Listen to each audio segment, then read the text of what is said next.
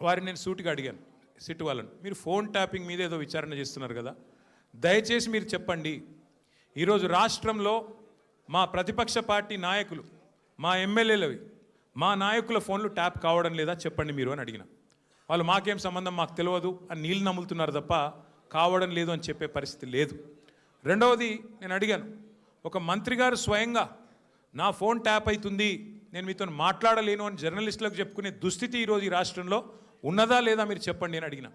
దానికి కూడా సమాధానం చెప్పరు. అది కాదు ఇది కాదని తప్పించుకునే ప్రయత్నం తప్ప వారు మాత్రం సూటిగా సమాధానం చెప్పలేదు. కానీ ఒక ధారావాహికగా మాదిరిగా ఏదైతే నడుపుతున్నారో, ఒక సీరియల్ లాగా ఏదైతే నడుపుతున్నారో అదే పరంపరలో అడిగిన ప్రశ్ననే అడుగుడు, మళ్ళీ అడుగుడు, ఒక 300 పేర్లు చదువుడు, ఈయన తెలుసా ఈయన తెలుసా ఈయన తెలుసా ఫలానా ఆయన తెలుసా, దాంతోనే 2-3 గంటలు టైంపాస్ చేసుడు తప్ప అక్కడ విషయం ఏమీ లేదు. వారికి కూడా తెలుసు ఆ విషయం.